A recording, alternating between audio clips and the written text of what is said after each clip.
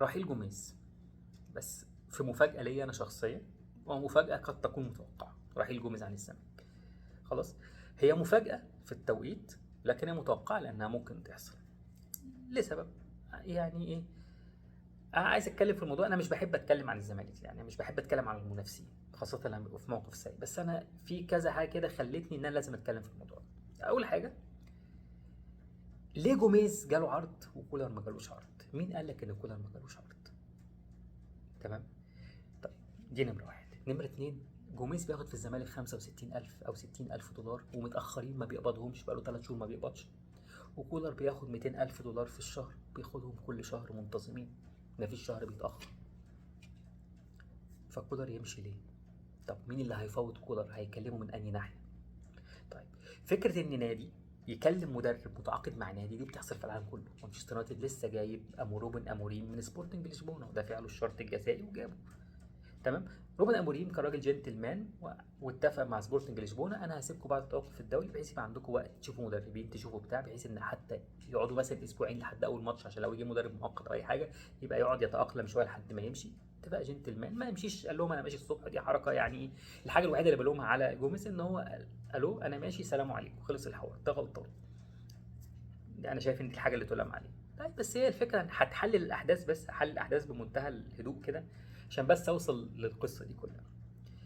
النهارده انت مدير فني طلبت لعيب ما جاتش، يعني هو اللي انا اعرفه، المعلومه دي اتقالت في كل حته، ان هو لما في تدعيم مركز الجناح كان عايز جناح اسمه بارو، لعب معاه في السعوديه. قالوا لا احنا هنجيب لك مشلاك. ليه؟ قالوا اصل مشلاك رجله في الملعب بيلعب واحنا عايزينه في ماتش السوبر. طب بقيه الموسم مش مهم. دي معلومه انا سمعتها ومعروفه في كذا حته. خلاص، طيب انا عايز ايجاري. قالوا لا مش مقتنعين بيه. ماشي، طب فلان. دي القصه، فطلب لعيبه ما جاتش. بيقول لك في اخر تمرينه، ودي معلومه ما اتقالت من الصحافه الزملكاويه، يعني مش انا اللي بقولها. في اخر تمرينه ما لقاش ميه، كلم مدير الكوره قال له معناش فلوس نجيب ميه، بعت فلوس من حسابه يجيب ميه.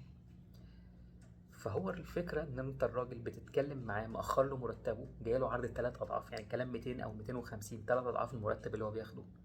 فمنطقي ان هو يمشي. انا مش شايف سبب فريق بيعاني في الدوري السعودي عايز يغير مدرب، وشايف مدرب ناجح ومش مستقر مع فرقته، وانا اقدر ادفع مرتب، يعني اقدر ادفع له المرتب اللي هو محتاجه، فبالتالي انا ما يمشيش ليه؟ يعني انا مش شايف مبرر ان هو ما يمشيش. بيقول لك جاله عروض وابتدى يتكلم وبتاع، وقالوا هنجدد لك عقدك. طب هتجدد فين التجديد؟ الراجل عقده يخلص اصلا السنه الجايه، طب انت ما جددتلوش ليه بعد السوبر؟